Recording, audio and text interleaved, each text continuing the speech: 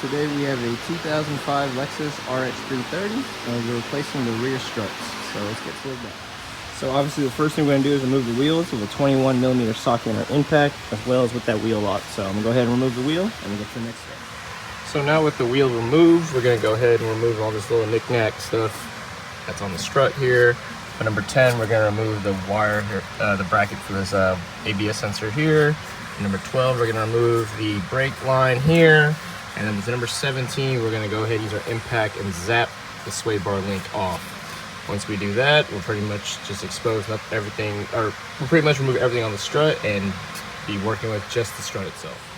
So I removed that 10 and 12 here, basically freeing these wires, or the line and the wire off. Now, correction, I said 17, I meant 14, so I'm using 14 to zap this off.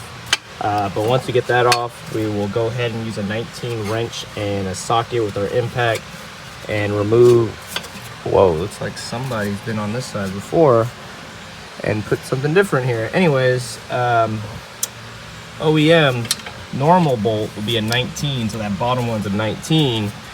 I don't know what's going on here, but we'll be removing these two bolts here. Okay guys, so once you've removed pretty much everything down there, really you can do this in any order. I like to do this last so the strut just drops. So excuse this mess. The only reason why it's like this is because I was doing that side earlier and one of the nuts fell in here and I had literally remove all this just to find it. So pretty much to get to the strut tower, or the strut mount, the three nuts holding it, you got to pop this off. So just kind of go in here and, you know, work it out.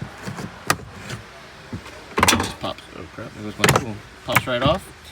And you will find your three nuts holding the strut mount to the body here, held in with number 14 nuts. So we're gonna go ahead and just pop those nuts off and pretty much the strut will fall. I like to keep something at the bottom of it just to kind of prevent it from just like slamming down. Most time won't do it, but just a little FYI. So I'm gonna go ahead and remove that, get the strut out the way, and then go ahead and replace the shock absorber on it and get ready to install pretty much everything. Okay guys, so I've removed the three nuts up top. Just a little FYI, when I removed it up there, just to prevent it from falling behind everything again, I just kind of slowly backed it out and then used the magnet to pull out the nuts.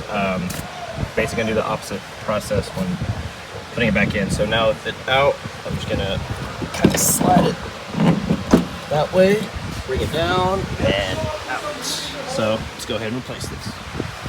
So I have my new strut here placed so that the nuts up top are already lined up. Just a little FYI, this only goes in one way. Basically, the part that inclines upward is facing outward here. So I have it set here with a socket holding it down so I can go ahead and go back up top. And now I'm pretty much just gonna get a magnet and pretty much just place them in one by one. And so it's like that, so that I don't lose the dang nut again. I'm gonna place it and then just kind of tighten each one, and then I'm gonna torque it down. Actually, I've had instances in the past where I've actually broke the stud on the mount trying to tighten it by hand. So let me get the torque for that, let me get these on, and then we'll torque them down. Okay guys, so I've torqued those down to 43 foot-pounds. I mean, really, you can just snug fit it or hit it with a small impact. I just have broken some in the past, so I'm really anal about it now. So we're just gonna pop this cover back on, just slide it through that, and that's it. I'm gonna clean that up for them. So now we're just gonna go back down, finish it up at the bottom. Okay guys, so we're back at the bottom here. All we gotta do is attach our strut down here.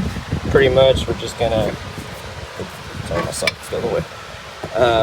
Basically move this upward. You can use a floor jack on the bottom here, do it by hand. We've done both ways before, so no big deal. Either or, just basically line it all up and then get our two bolts in. So I'm gonna zap those in and then pretty much finish all this up and call it a day. All right, y'all, so everything is in place now. My two bolts holding the strut together, sway bar lane, everything in the bracket here. Just ignore this bolt here. I have no idea who put this here, but it's there. So it's holding it, whatever. So now we're done. This is how you take care of the rear shocks. Rear struts. So thanks for watching, y'all. Please like, subscribe, more videos to come.